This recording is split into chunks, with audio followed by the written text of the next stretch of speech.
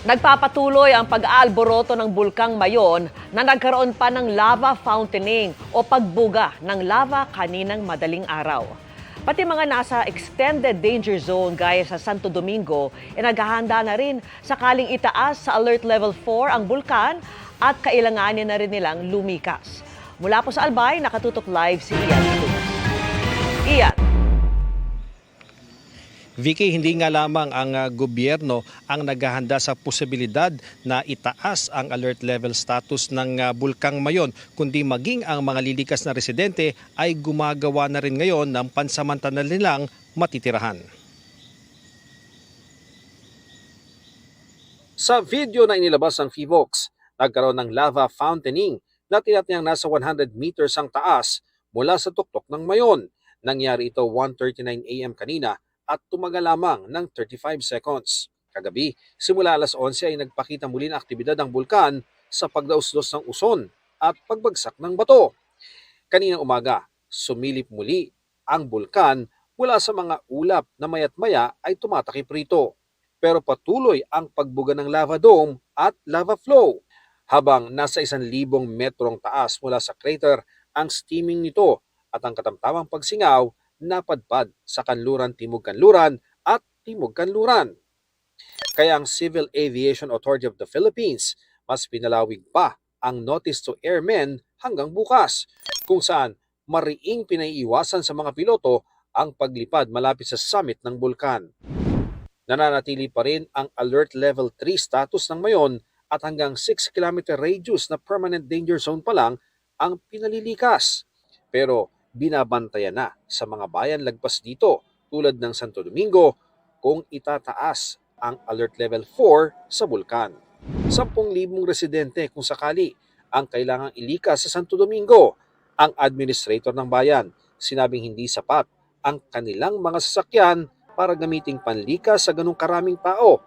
Pero may mga handa naman daw umalalay. Kaya yan medyo may kabigatan kasi nga yung mobility natin ay may pagkukulang tayo sa mobility natin sa ngayon.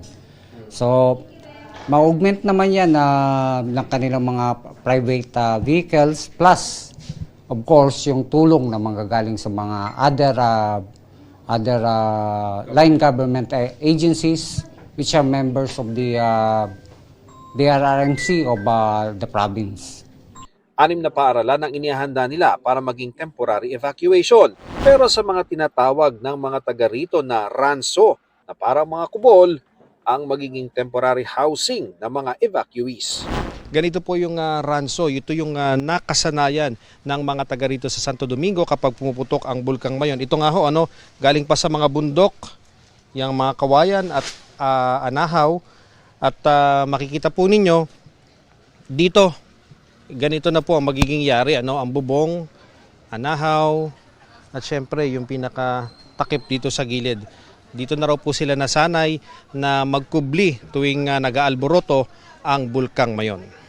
Isa sa mga residente ng barangay Santa Misericordia, si Arlene, na nagpapagawa na ng ranso sa lilipatang barangay San Andres. Nag-ano lang po kami, anticipate lang po kami sa para pag nag-alert level 4, meron na po kaming titirhan pansamantala. With regards naman po sa sa utilities, sa kuryente, naka-provide po 'yan dito. So may mga nearby po tayong mga water sources dito na ililinya na lang dito at saka magko-conduct rin ng daily water rationing. Plus yung connection rin ng electricity dito sa area para maliwanag rin.